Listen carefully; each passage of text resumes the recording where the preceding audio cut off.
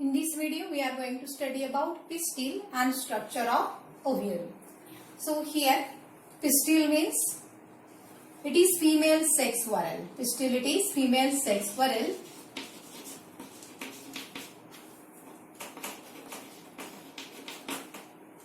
It is also called as gynoecium. That means pistil. Okay. So pistil, it may having such a many carpels or few carpels. So if it is having only one carpel, then it is called as monocarpellary gynoecium.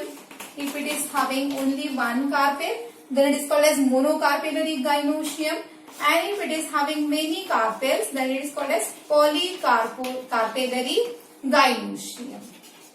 Polycarpellary gynoecium. Okay. So here in your CBSE book, few diagrams are given for polycarpellary gynoecium. Then on observing this diagram, you can see here this one is for hibiscus gynoecium. In hibiscus gynoecium, how many carpels are there? There are 5 carpels in hibiscus gynoecium. So this is pentacarpellary gynoecium. Penta means 5. It is having 5 carpels. So this is pentacarpellary gynoecium having 5 carpels. What are parts of carpel? Ovary, style and stigma. What are different parts of carpel? Ovary, then tubular part, that is style. So this one is stigma, style and ovary. So this one is stigma, then style, and this one is ovary. Stigma, style and ovary, these are parts of carpel.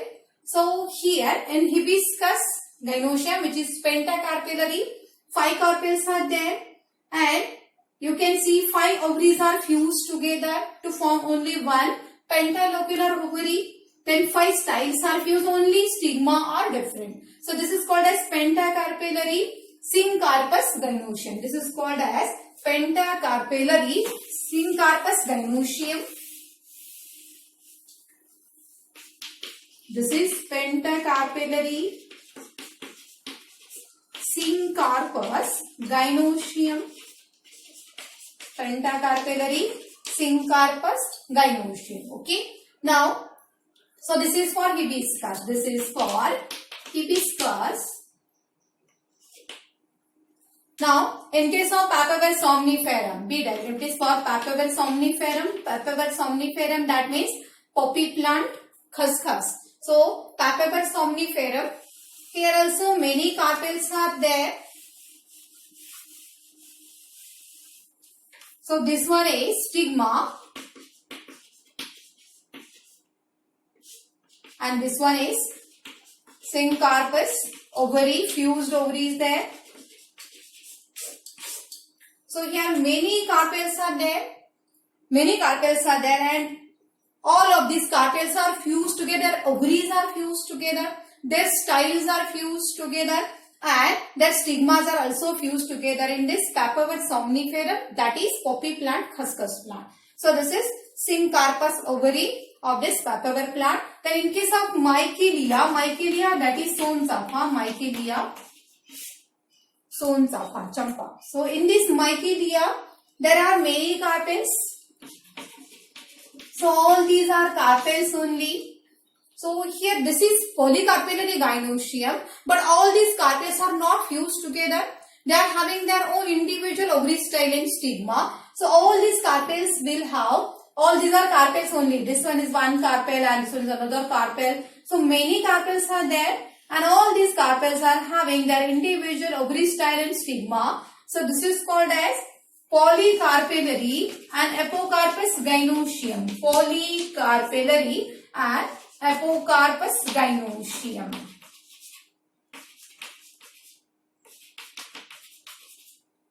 Okay. So thus polycarpellary syncarpous, polycarpellary apocarpous, these are types of gynoecium.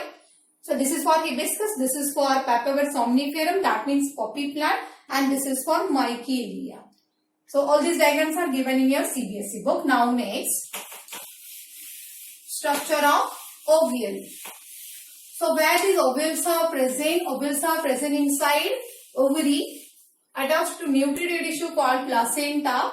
Suppose this is stigma, then style, and this one is ovary.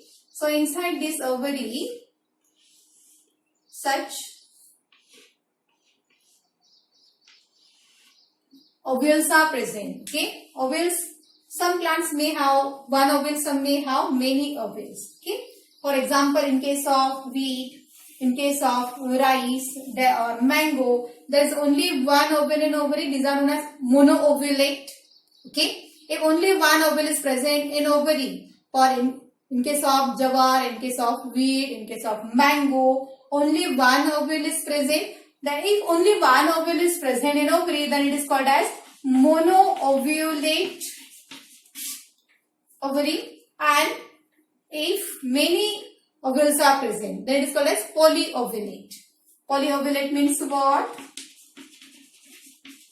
Many ovules are present. Monoovulate, that means only one ovule. Polyovulate means many ovules are there. In case of tomato and in case of lady finger, so in case of lady's finger, many ovules are present. So that will be polyovulate. Okay. If many ovules are present, many seeds will be present in fruit. If only one ovule is present, then only one seed will be present in fruit. Okay. In lady's finger, you can see many seeds are present. In tomato also many seeds are there. So as there are many ovules, many seeds are formed because one ovule produces one seed. One ovule produces one seed. So structure of this ovule. So this is ovule. This is such an inverted ovule is called as anatropous ovule. And majority angiospermic plants have such anatropous ovule. So this is anatropous ovule. Majority angiospermic plants have such an anatropous ovule. And such ovules are attached to nutritive tissue called placenta inside ovary. Okay. In your state board book, here placenta is shown like this. Placenta, that is nutritive tissue. Last year we had studied different types of placentation, isn't it? That is exile placentation, then parietal placentation, basal placentation, isn't it? Marginal placentation. In case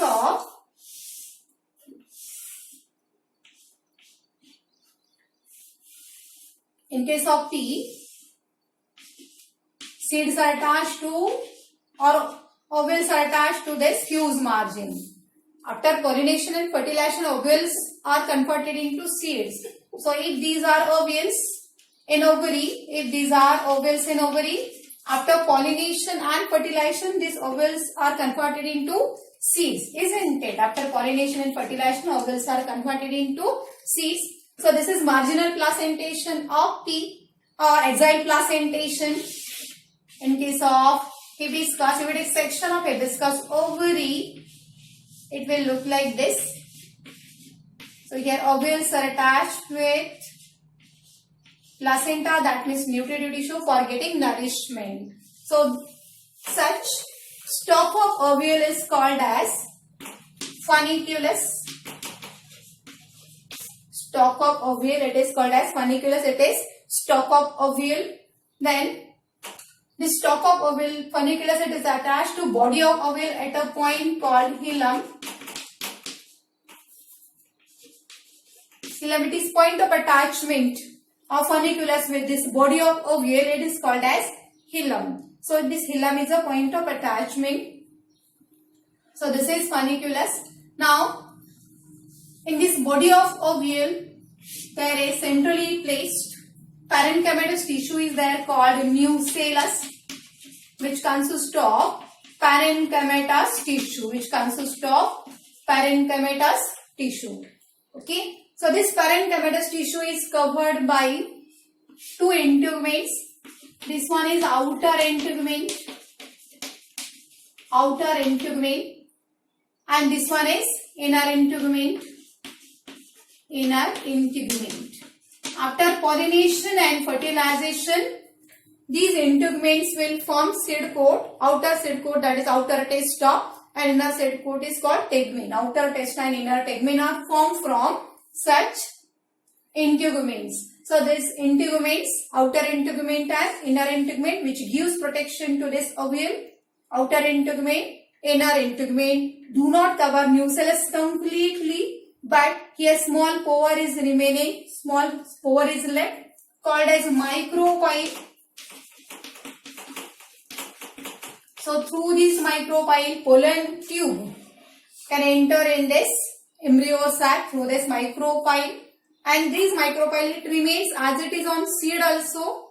Okay, micropyle will remain as it is on seed. If you observe seed of black gram or green gram, you can see here such a small pore is there, and when it is sprouting in such a green gram, Bengal gram or any other such a seed, then radicle comes out through such micropyle. Okay, sprouting, when sprouting occurs, that sprout will come out through this radicle, through this micropyle only. Sprout is nothing but radicle, that is a root of future plant. It comes out through such micropyle pore. Okay, so this is micropyle. Integuments are not covering nucellus completely, but small pore is left, that is called as micropyle here. So this is micropyle. Now, base of this ovule is called as chaliza. Chaliza is base of this ovule. Actually, straight ovule will look like this.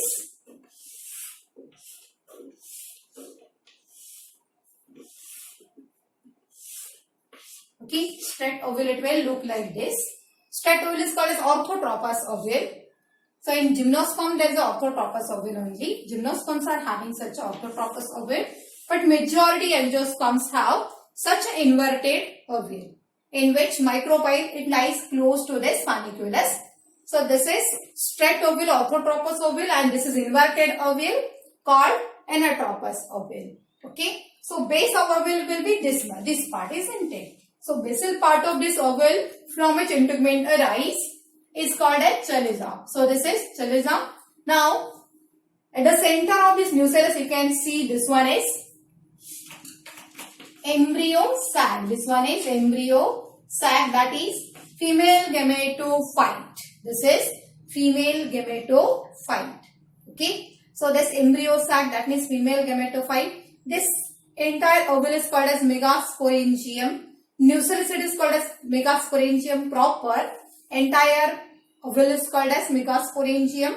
Nucellus it is called as megasporangium proper, and this embryo sac, it is nothing but female gametophyte. It is female gametophyte. So this is about structure of ovule, having different parts like funiculus, hilum, then integument, chaliza, micropyle, nucellus, and inside nucellus there is embryo sac, that is female gametophyte. And how there is development of female gametophyte, that we are going to study about afterwards. So this is about pistil and structure of ovule. Next time we will study about the development of female gametophyte.